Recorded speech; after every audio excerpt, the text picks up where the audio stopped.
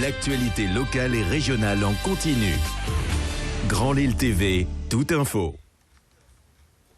Il est 18h, bienvenue à tous dans l'édition du soir, bienvenue sur Grand Lille TV en ce jeudi 1er septembre. Des mines pas toujours réjouies et la nostalgie des vacances. 12 millions d'élèves ont repris les chemins de l'école ce matin.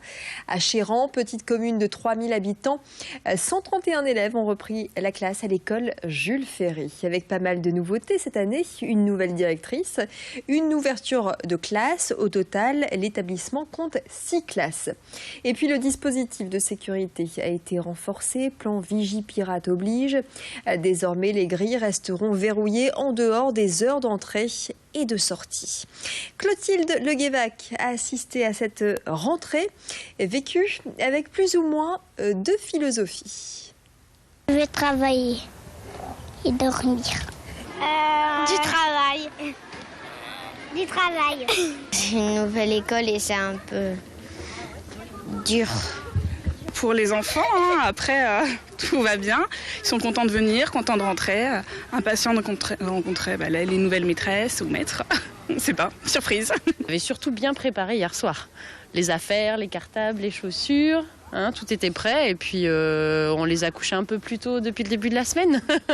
Une rentrée un peu stressante parce que mon fils a un peu peur de reprendre, mais contente aussi que la rentrée se fasse. Moi, c'est le 5e, donc on est habitué à déposer nos enfants. Mais ouais, on est forcément un peu stressé et puis on regarde les classes et c'est surtout les enfants qui le sont. Et ce matin, Martine Aubry a accueilli les élèves d'un tout nouvel établissement, le groupe scolaire Wagner, situé à Lille Sud. Un établissement flambant neuf qui rassemble une école maternelle et une section élémentaire. Après 2 ans de travaux, la maire de Lille a inauguré des équipements haut de gamme avec une salle de motricité, une serre pédagogique ou encore une cour suspendue. Coût de l'investissement, plus de 13 millions d'euros. Pris en charge par l'État et la ville. Patrick Caner, ministre de la Ville et de la Jeunesse, était présent auprès de Martine Aubry pour cette inauguration.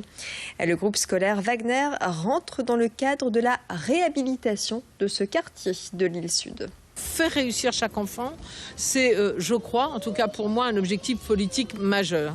Donner envie aux enfants d'apprendre.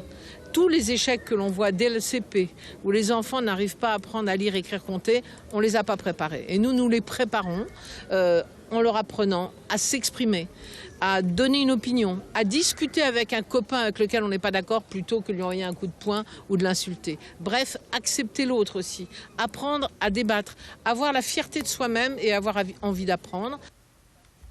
Voilà pour ces propos recueillis par Céline Huret.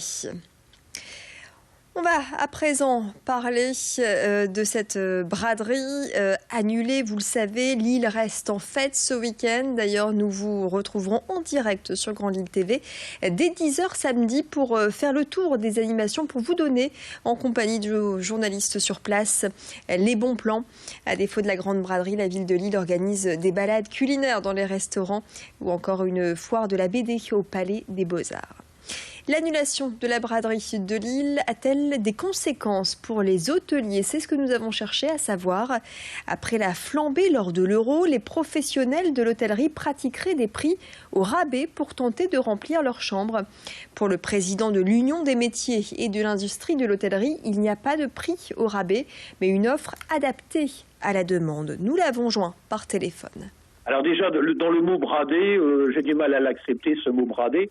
C'est dans une année, quand il y a une période, il y a une période forte, il y a de la demande, donc les prix sont plus élevés. Quand il y a une demande plus faible, les prix sont plus bas. Voilà, mais on ne casse pas les prix et on ne les brade pas. Le mot brader au niveau d'un commerce hôtelier n'est pas adéquat. C'est une première en France. À M, un centre commercial va ouvrir ses portes au sein même d'une église. Ce projet, c'est celui de la mairie qui a racheté l'édifice pour 1 euro symbolique et de l'association Pacte 59. L'idée est d'en faire un centre commercial solidaire à destination des foyers les moins favorisés. Fin décembre, la clientèle y trouvera des produits alimentaires, mais aussi des objets d'intérieur ou encore des vêtements. Kiabi est partenaire du projet. Les produits alimentaires afficheront une baisse de prix de 80% par rapport aux grandes surfaces traditionnelles. Un projet estimé à plus de 400 000 € et financé par la mairie de M. Explication complémentaire au micro de Clotilde Leguévac. Le fonctionnement de cette épicerie doit ressembler le plus possible à une supérette de quartier.